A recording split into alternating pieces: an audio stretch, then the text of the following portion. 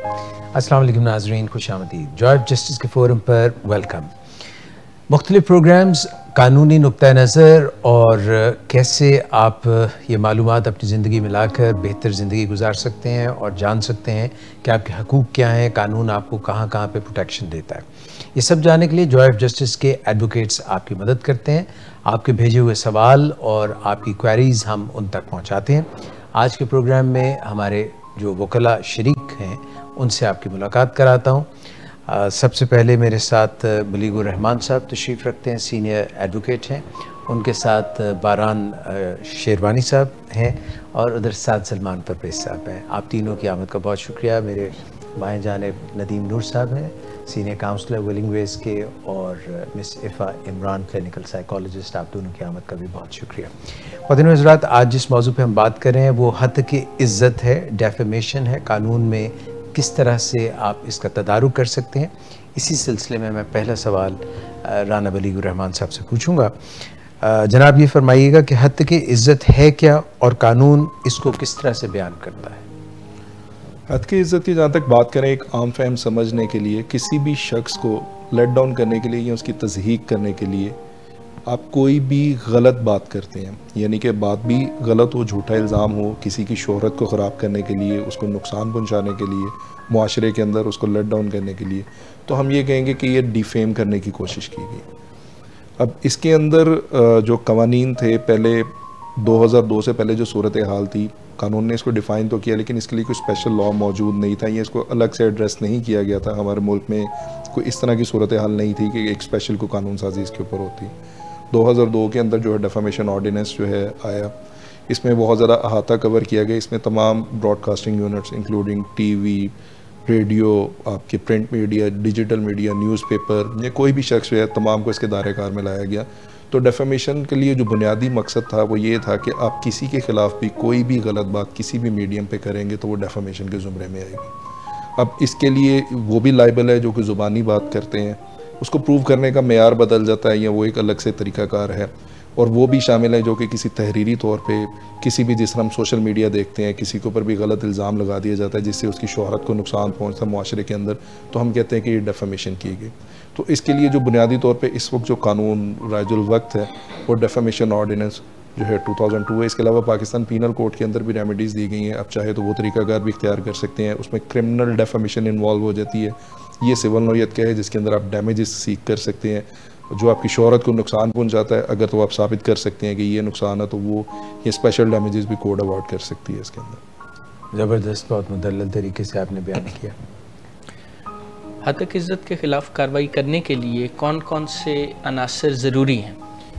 जैसे अभी बलीग साहब ने डेफेमेशन की तारीफ़ या डेफिनेशन बताई है, उसके अंदर ज़रूरी ये है कि जो गलत इन्फॉर्मेशन है, गलत स्टेटमेंट है किसी शख्स के ख़िलाफ़, वो आम आवाम तक पहुंचनी चाहिए। वो ये है कि डेफेमेशन जिस शख्स के ख़िलाफ़ हो रही है उसके अलावा जितने अशख़ास हैं उन तक पहुंचनी चाहिए। चाहे वो एक है, जो पब्लिकेशन की डेफिनेशन दी गई है कानून के अंदर, उसमें यही कहा गया है कि वो जो गलत इन्फॉर्मेशन है वो एक या एक से ज़्यादा बंदों के पास पहुँचे, और वो एक बंदा वो ना हो जिसकी डेफेमेशन हुई है।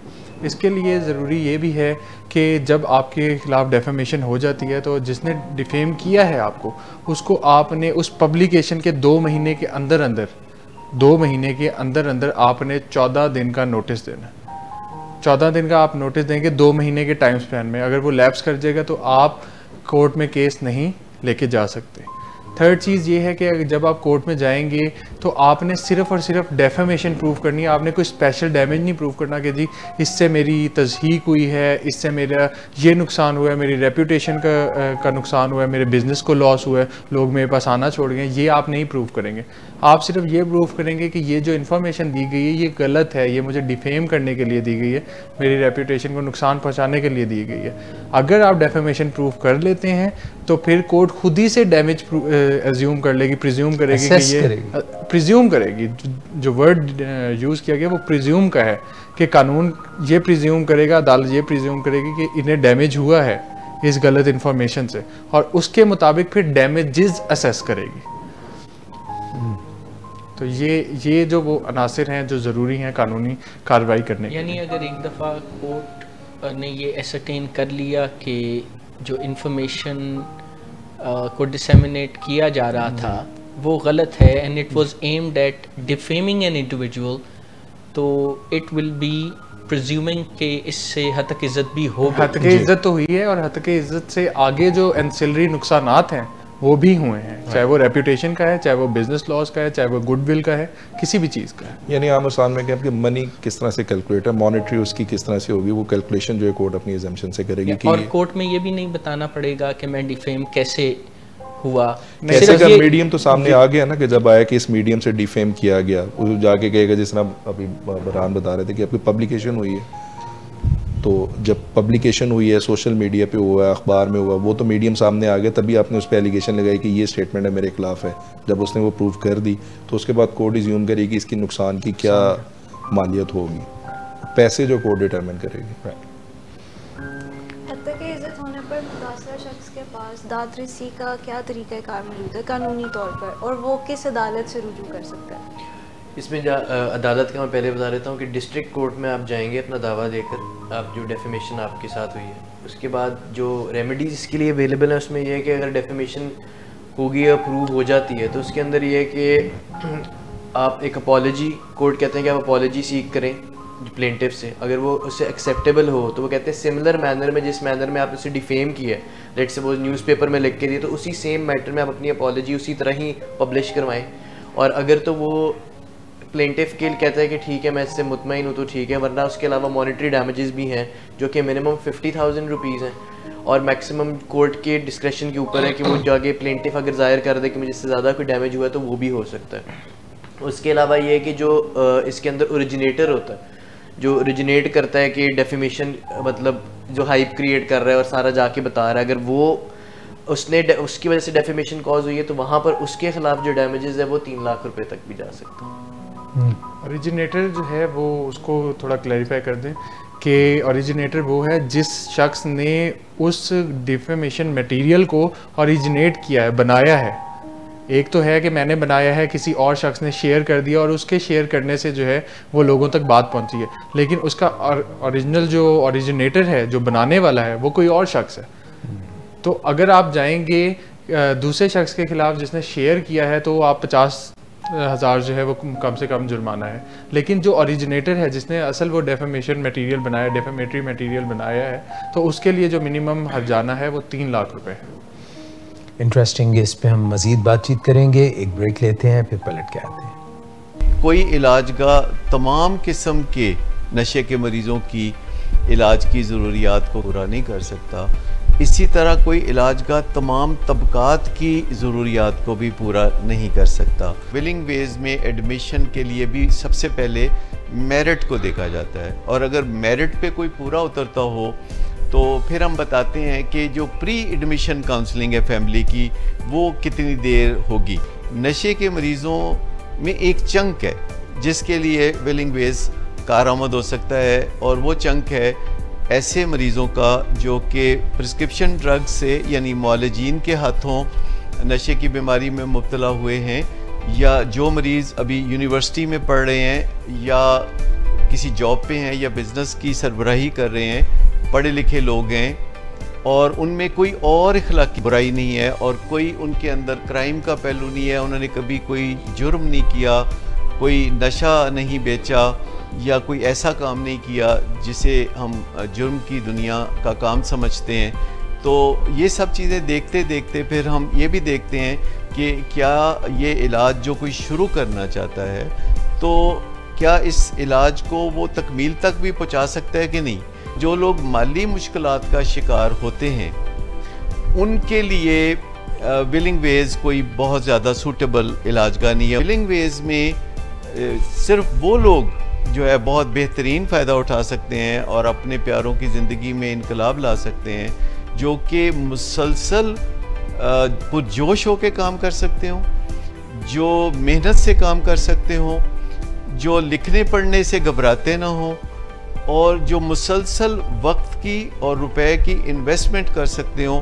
विलिंग वेज की जो पॉलिसी है वो दो लफ्ज़ों के इर्द गिर्द घूमती है, एक है ऑनेस्टी और दूसरी है ट्रांसपेरेंसी।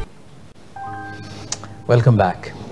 बलीगुर रहमान साहब, हम हत्तके इज़्ज़त के बारे में बात कर रहे हैं, डिफेमेशन लॉ के बारे में बात कर रहे हैं। ये बताइए कि कौन से ऐसी मालूमात हैं, इंफॉर्मेशन है, बयानात हैं, कौन सा ऐसा मटीरियल है जो हत्तके इज़्ज़त के ज़ुमरे में नहीं आता? इसमें सर इस कानून के अंदर एक स्पेशल जो टर्मिनोलॉजी यूज़ की गई, उसमें एक क्वालिफाइड प्रिविलेज और एक जो है एब्सोल्यूट प्रिविलेज का जो वर्ड यूज़ किया गया। कानून ने तहफ़्फ़ुज़ दिया किसको, लेजिस्लेचर को, कि वो कोई भी लेजिस्लेशन करते हैं तो जब वो लेजिस्लेशन कर रहे हैं उस लेजिस्लेशन के हवाले से जितने भी गज़ट शाया हुआ या नोट शाया हुआ या असम्बली की कार्रवाई जिस तरह से शाया हुई, ये तमाम के तमाम को इस कानून से मुस्तस्ना है, एग्जेम्पशन है, आप उसके ऊपर सू नहीं कर सकते।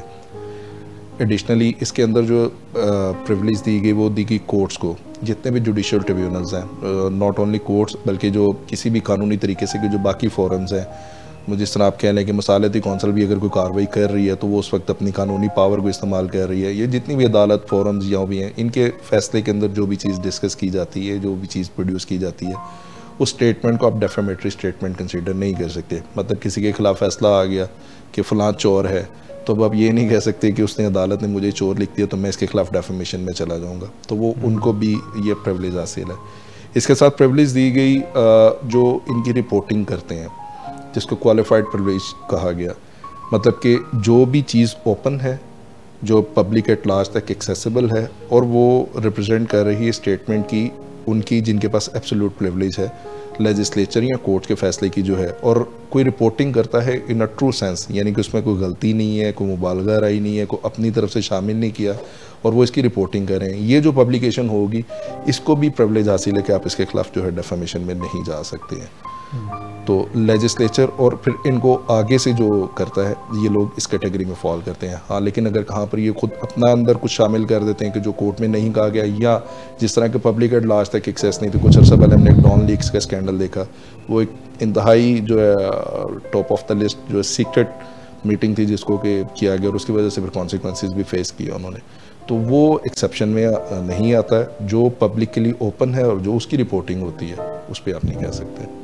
तो ये जो डॉन लीक्स, पनामा लीक्स या इस किस्म के जो डॉक्यूमेंट्स हैं जो ओपन हो जाते हैं और वैसे स्टेट उनको सीक्रेट रखना चाहती है, तो उसका क्या फिर आउटकम क्या होती है? सर डॉन लीक्स तो एक बिल्कुल एक अलग मैटर था। डॉन लीक्स के अंदर तो सूरत हाल ये थी कि एक हाई कमान जो है और एक जो है सीक्रेट ऑफिशियल मीटिंग थी और जिसको बाहर आके जो इन्फॉर्मेशन लीक कर दी और अखबार में पब्लिश हो गई, जो कि पाकिस्तान के लिए भी नुकसानदेह थी। तो उसको तो इस एग्जाम्पशन में आप नहीं ले सकते हैं। वो जिसने की है ऑब्वियसली वो डेफेमेशन में तो नहीं गए, वो तो दूसरे जो भी उन्होंने ज़रा इख्तियार किए, जो उनके खिलाफ जो भी पीनल कॉन्सिक्वेंसेस का उनको सामना करना पड़ा, वो एक अलग सूरत हाल थी। पनामा लीक्स तो एक बिल्कुल ऑफिशियली हो गया और उसकी स्टेटमेंट आ गई, उसकी तो जो रिपोर्टिंग कर रहा है तो उसकी रिपोर्टिंग करने पे तो उनको कोई नहीं कुछ कह सकता, क्योंकि वो तो डेफेमेशन के ज़ुमरे में नहीं आएगी, क्योंकि वो डॉक्यूमेंट एक ओपन हो गया, कोर्ट्स में वो डॉक्यूमेंट्स लीक हो गए। इन दोनों में फ़र्क देखें तो डॉन लीक्स का मैटर जो था वो विद इन कैबिनेट था, वो ऐसी कोई मीटिंग नहीं थी कि जो कि पब्लिक के लिए की जा रही थी। मतलब अरबाब इख्तियार मुल्क चलाने वाले लोग होते हैं, बहुत सारे ऐसे फैसले होते हैं जिनकी रसाई पब्लिक तक नहीं होती, ना उनको दी जाती है, सीक्रेट इन्फॉर्मेशन होती है। तो अगर आप उसको पब्लिश कर रहे हैं तो फिर आपको कानून का सामना करना पड़ेगा। पनामा लीक्स तो जो पूरी दुनिया के अंदर शाया कर दिए गए, सो वो जो किया गया और उसके मुताबिक आगे से उसकी रिपोर्ट को आप कर रहे हैं तो उनको फिर एग्जाम्पशन हासिल है। हतक इज़्ज़त करने वाले शख्स के पास कौन से दिफा मौजूद हैं जिनसे वो कानूनी अपने ख़िलाफ़ होने वाली कानूनी कार्रवाई से बच सकता है? देखिए, हतक इज़्ज़त सबसे पहले तो है ही गलत इन्फॉर्मेशन। आप किसी की रेपुटेशन को ख़राब करने के लिए गलत इन्फॉर्मेशन दे रहे हैं। लेकिन अगर जिसने आपको डिफेम किया है वो कोर्ट में प्रूव कर देता है कि मैं इस न्यूज़ का ओरिजिनेटर नहीं हूँ, मैं इस न्यूज़पेपर का एडिटर नहीं हूँ, मैं इस ब्रॉडकास्टिंग यूनिट का ऑनर नहीं हूँ, मैं तो एक सिंपल सा एम्प्लॉई हूँ और मुझे तो कुछ लेना देना ही नहीं है, मुझे तो जैसे काम कहा गया मैंने आगे कर दिया, आप एक ये दिफा अपना सकते हैं। आप ये दिफा अपना सकते हैं कि जो मैंने लिखा है वो एक ओपिनियन है, एक फेयर ओपिनियन है, बेस्ड अपॉन फैक्ट्स है और एजर्शन ऑफ फैक्ट नहीं है, ये एक मेरी इंडिपेंडेंट ओपिनियन है। एक आप ये ले सकते हैं कि ये एजर्शन ऑफ फैक्ट है लेकिन ये ट्रू फैक्ट्स हैं। जो मैंने आपके बारे में इंफॉर्मेशन दी है वो बिल्कुल सही हकाइक हैं, कोई रद्दो बदल नहीं की गई और वो हकाइक के या हकाइक के बिना पे बनी हुई एक ओपिनियन है। आप ये दिफा ले सकते हैं। एक आप ये दिफा ले सकते हैं कि ये जो मैंने खबर शाया की है या कोई इन्फॉर्मेशन फैलाई है, ये एक प्रिविलेज कम्युनिकेशन थी मेरे और जिसको मैं डिफेम कर रहा हूँ उसके दरमियान। तो उन्होंने मुझे बात बताई है और मैंने लीक कर दी है, उसके लिए आप डेफेमेशन में नहीं जाएंगे, डेफेमेशन में नहीं जाएंगे, आप इंडिपेंडेंटली एक डैमेजेस का सूट फाइल कर देंगे उनके खिलाफ। डेफेमेशन हद तक की इज्जत में नहीं जाएंगे क्योंकि वो गलत इन्फॉर्मेशन नहीं होगी, वो आपने ही शेयर की हुई है। या आपने अगर कोई ख़बर शाया की है और उसकी इजाज़त मुद्दई ने खुद दी है, प्लेंटिव ने खुद दी है, जो डिफेम हुआ है शख्स वो खुद कहता है कि जी ये मैंने अलाउ किया आपको कि आप ये न्यूज़ पब्लिश कर दें। जब वो पब्लिश होती है आपकी रेपूटेशन ख़राब हो जाती है और आप कोर्ट में दावा लेके चले जाते हैं, तो आप ये दिफा ले सकते हैं, डिफेंस ले सकते हैं कि मुझे तो इजाज़त ही इन्होंने दी थी। तो ये कुछ दिफा हैं जो मौजूद हैं मुद्दा अलह को कि वो कोर्ट में जाके ये प्रूव करें, लेकिन इनका बर्डन जो है वो मुद्दा अलह के ऊपर ही है। ये स्पेशल डिफेंसेस हैं, ये कानून ने बताए हुए हैं, ये डिफेंसेस आप ले सकते हैं और आपने ही जाके प्रूव करना है। जो डिफेंस लेगा, जो अलेज करेगा, उसी को प्रूव करना है। क्या दावा दायर करने और उसका फैसला करने के लिए वक्त का भी तयन किया गया है? और मेरा दूसरा सवाल है कि अदालती डिक्री के ख़िलाफ़ अपील कौन सी अदालत में दायर की जा सकती है? इसमें यह कि अगर आप कोई भी एडिटर है या कोई भी पब्लिशर है या कोई ब्रॉडकास्टिंग चैनल का ओनर है या कोई एम्प्लॉई है, सर्वेंट है या कोई भी और बंदा है, आप उसके ख़िलाफ़ दावा लेके जा सकते हैं विदिन 6 मंथ्स। आपको उसके नॉलेज के विदिन 6 मंथ्स लेके जाना है। अब इसमें जिस तरह आपने पूछा है कि ये टाइम जो है वो कितना टाइम फ्रेम है, तो अदालतों को यही कहा गया कि 90 डेज़ के अंदर इसका फ़ैसला किया जाए और इसकी अपील सिर्फ हाई कोर्ट में लाए करती है, जो कि आपने विदिन 30 डेज़ करनी है। और हाई कोर्ट को भी आगे डायरेक्शन है कि विदिन 60 डेज़ उन्होंने इसे आगे फर्दर डिसाइड करके मैटर को क्लोज करना है। और एक चीज़ के अंदर उन्होंने ये कि अगर कोई भी इंटरलॉकटरी ऑर्डर पास होगा तो उसके अगेंस्ट आप अपील नहीं कर सकते। ठीक, बलीगुर रहमान साहब, आपसे पूछना चाहूँगा कि हत्क इज़्ज़त का जो दावा है उसकी नौइयत क्या है और क्या हत्क इज़्ज़त के ख़िलाफ़ क्रिमिनल यानी फौजदारी कार्रवाई भी की जा सकती है? सर, अगर हम बात करते हैं डेफेमेशन ऑर्डिनेंस की, तो ये एक सिविल नेचर का कानून है जिसके अंदर जो रेमेडीज़ दी गई उसके अंदर जो है वो, जैसे कि आपको पता है, सिर्फ डैमेजेस हैं जो कि यानी कि पैसों की शक्ल में जुर्माने की सूरत में है। सिविल नेचर का सूट है जो कि आप डिस्ट्रिक्ट कोर्ट के पास फाइल करते हैं, सिविल प्रोसीजर कोर्ट के तहत ही आप इसको प्रूव करते हैं और सारा कुछ मामला सिविल चलते हैं। इससे पहले जो लॉज थे उनके अंदर जो पाकिस्तान पीनल कोड है उसके अंदर भी डेफेमेशन भी एज एन ऑफेंस जो है डिस्क्राइब किया गया। सेक्शन 499 के तहत जो है मुझे सीरियल कोर्ट्स जो उनके पास इख्तियार है इसको समात का, वो एक अलग से बिल्कुल एक मैकेनिज्म है। इंशाल्लाह हम अगले किसी प्रोग्राम में इसको भी डिटेल में डिस्कस करेंगे। अगर आप इस रेमेडी को अवेल नहीं करते हैं, इसके अंदर जैसे लिमिटेशन का बार है कि आपने 60 डेज़ के अंदर अंदर जाना, 30 डेज़ के अंदर जाना है, उसको पहले नोटिस देना है। जब अगर आप इसको एज एन ऑफेंस लेके जाते हैं तो फिर वो एक बिल्कुल मैकेनिज्म भी बदल जाता है, रेमेडी भी बदल जाती है, उसमें डैमेजेस का मामला भी बदल जाता है। उसके अंदर अगर आप पाकिस्तान पीनल कोड के तहत इसको चलते हैं लेके, तो फिर आप उसके खिलाफ जो है सज़ा भी करवा सकते हैं। उसमें 2 साल तक सज़ा है। अगर वहाँ पर ओरिजिनेटर के खिलाफ प्रोसीड हो जाता है और उसका पता चल जाता है तो 5 साल तक सज़ा हो सकती है। उसके लिए फिर आपको इस कानून का सहारा नहीं लेना पड़ेगा, आप इसकी बजाय जो है पाकिस्तान पीनल कोड के तहत जो है कार्रवाई करेंगे, वहाँ पर अपनी कंप्लेंट लॉक करेंगे और उसको criminal code of criminal procedure के तहत उसको प्रूव करेंगे। सो अगर हम आज जिस कानून की बात कर रहे हैं डेफेमेशन ऑर्डिनेंस, ये प्योर सिविल नेचर का है और इसमें रेमेडीज़ और जो आपको बेनिफिट्स जो भी सूरत है वो सिविल नेचर के हैं। अच्छा, एक सवाल मेरे जहन में आ रहा है कि क्योंकि हम अभी बात कर रहे थे पनामा लीक्स की, डॉन लीक्स की और इस किस्म की, तो डेफेमेशन जब एक इंडिविजुअल महसूस करता है कि उसके डिफेम किया गया, उसकी इज़्ज़त पामाल की गई है, तो उसका क्या होता है? और जब स्टेट के कोई ऐसे सीक्रेट्स जो हैं वो बदल जाता है, वो कोई ट्रेचरी में आ जाता है या स्टेट के ख़िलाफ़ आ जाता है, तो फिर इसकी सारी जुरिस्डिक्शन, सज़ा और इसकी इम्प्लिकेशंस बदल जाती हैं? जी बिल्कुल बदल जाती हैं। जिस तरह सीक्रेट एक्ट होता है, इसके मतलब अगर आप उसकी शिद्दत को बढ़ाते जाएं तो आर्टिकल 6 के तहत हाई ट्रीजन तक जो बात चली जाती है कि जब आप स्टेट के खिलाफ करते हैं, स्टेट की कोई बात जो है, कुछ सीक्रेट इन्फॉर्मेशन आप पहले किसी गलत तरीके से हासिल करते हैं और उसको बाद में उसको लीक कर देते हैं, तो यह आप सीक्रेट एक्ट की वायलेशन कर रहे हैं। या आपकी कोई ऐसी पोस्ट थी जिस पे आपके पास वो इन्फॉर्मेशन थी और वो आपका, you are bound to keep it to yourself. जी बिल्कुल ऐसे ही है। जिस तरह वेजिंग वॉर अगेंस्ट जो पाकिस्तान है, कानून के अंदर वो प्रोविजन भी मौजूद है, वो बिल्कुल एक नेचर बदल जाती है। ये डेफेमेशन की बात नहीं है, ये आप अपने मुल्क के बेनिफिट के अगेंस्ट जा रहे हैं। इसके नतीजे में आपको बहुत ही कैपिटल सेंटेंस के केसेस भी फेस करने पड़ सकते हैं। क्योंकि देखें बहुत सारी इन्फॉर्मेशन अगर आप कोई ओहदा एंजॉय कर रहे हैं तो उसका तकाजा है कि आपको इन्फॉर्मेशन दी जाती है। उसका मतलब ये है कि आप उसकी अमीन है, अपने सारी उम्र उसका तहफ़्फ़ुज़ करना, आप बाहर जाके उसको डिस्क्लोज़ नहीं कर सकते हैं, स्टेट सीक्रेट है। तो स्टेट सीक्रेट को अगर आप लीक करते हैं तो सिर्फ आपको इतना नरम सा रवैया सामने नहीं होगा कि आप डिफेम कर रहे हैं, वो डेफेमेशन नहीं है, वो आप स्टेट सीक्रेट की वायलेशन कर रहे हैं। वो एक इंतहाई संगीन जुर्म है, तो वो फौजदारी जुर्म है जिसका सामना आपको कानून की शक्ल में करना पड़ेगा।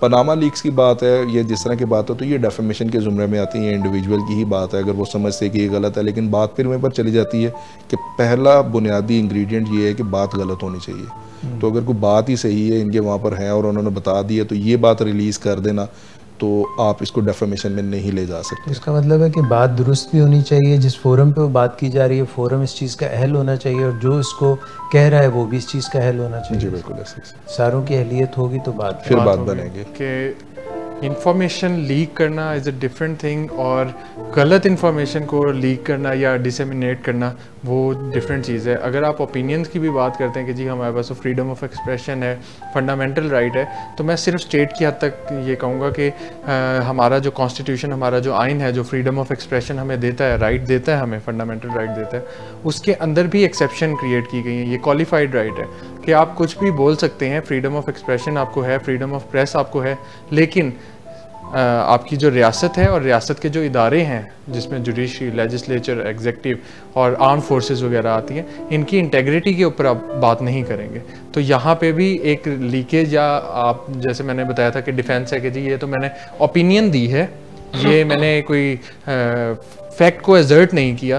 तो अगर आप ओपिनियन भी दे रहे हैं तो ओपिनियन आपने इदारों का ख्याल रखते हुए, स्टेट का ख्याल रखते हुए आपने ओपिनियन देनी है, उनकी इंटेग्रिटी के ऊपर बात नहीं आनी चाहिए। इवन अदालत के मुतालिक या जो उस वक्त अदल फराहम कर रहा है उसके मुतालिक भी अगर आप ऐसी कोई बात करते हैं जो बेबुनियाद है या उसकी रेपुटेशन को टार्निश करती है तो वो भी कंटेम्प्ट में आ जाए। जी वो कंटेम्प्ट ऑफ कोर्ट के अंदर आप बिल्कुल उसको कॉन्सिक्वेंसेस फेस करेंगे। एक सवाल मेरे जहन में आ रहा था कि ये जो हम बात कर रहे हैं, ये मीडिया हाउसेस की बात कर रहे हैं, ब्रॉडकास्टिंग की बात कर रहे हैं, प्रिंट मीडिया, इलेक्ट्रॉनिक मीडिया, मगर अब जो सूरत हाल हर किसी के हाथ में एक मोबाइल है और उसमें उसके पास ये ताकत है सोशल मीडिया की, वो जो भी चाहे जिसके मुतालिक भी इनफरादी तौर पे एक फ़र्द के मुतालिक कह रहा है, तो तब भी उस पर इतलाक होता है हद तक इज़्ज़त। जी बिल्कुल होता है सर। उसके साथ साथ तो जिस तरह हमने अपने पिछले प्रोग्राम में भी जिक्र किया था, पीका जो prevention of electronic crime act है, जो क्रिमिनल इसके साथ जो है वो भी ऐड हो जाता है उसके अंदर। तो सोशल मीडिया पे अगर वो किसी को डिफेम करता है और उस तरह से है कि उसकी पर्सन और इंटेग्रिटी के खिलाफ जाता है, तो फिर आपको क्रिमिनल ट्रायल का भी सामना करना पड़ता है। ये तो अपनी जगह पे मौजूद ही है, सिविल नेचर की जो एक रेमेडी उनके पास मौजूद है कि वो अदालत में जाए, वो आपके खिलाफ कानूनी कार्रवाई भी जिसमें आपको सज़ा का सामना करना पड़ सकता है। और यही नहीं है कि डेफेमेशन ऑर्डिनेंस में जैसे अभी साथ साहब ने बताया कि किन किन लोगों के ख़िलाफ़ आप जा सकते हैं, आपने न्यूज़पेपर के बारे में, एडिटर के बारे में बताया, और अगर आप ब्रॉडकास्टिंग यूनिट तो देखते हैं तो उनके ओनर, इनके एम्प्लॉय के ख़िलाफ़ भी जा सकते हैं। तो आगे रेजिड्यूरी क्लॉज भी दी गई है कानून के अंदर कि आप एनी अदर पर्सन का वर्ड यूज़ किया गया कि आप किसी भी बंदे के ख़िलाफ़ जा सकते हैं जिसने आपको डिफेम किया। ज़रूरी नहीं है कि ये न्यूज़पेपर एजेंसीज़ हों या न्यूज़पेपर इटसेल्फ हों या ब्रॉडकास्टिंग यूनिट्स हों या उनके एम्प्लॉय हों, आप किसी प्राइवेट इंडिविजुअल के ख़िलाफ़ भी जा सकते हैं। हम अक्सर देख रहे होते हैं कि जी फ़लान है, फ़लान को न्यूज़ चैनल्स पर चल रहा होता है, हद तक कि इज़्ज़त का हर जाने का नोटिस भेज दिया, इतने हर जाने का नोटिस भेज दिए, तो वो इसी कानून के तहत ही रेगुलेट हो रहा होता है। मेरा ख्याल है कि काफ़ी सवालात इस बारे में हमें मालूमात भी मिल गई। बहुत शुक्रिया एक दफ़ा फिर से जॉर्ज जस्टिस के आप तमाम वकला का, और आप शुरका का भी बहुत शुक्रिया। इंशाल्लाह फिर हाज़िर होंगे। अपना बहुत ख्याल रखिएगा, दुआ में याद रखिएगा। अल्लाह हाफ़िज़।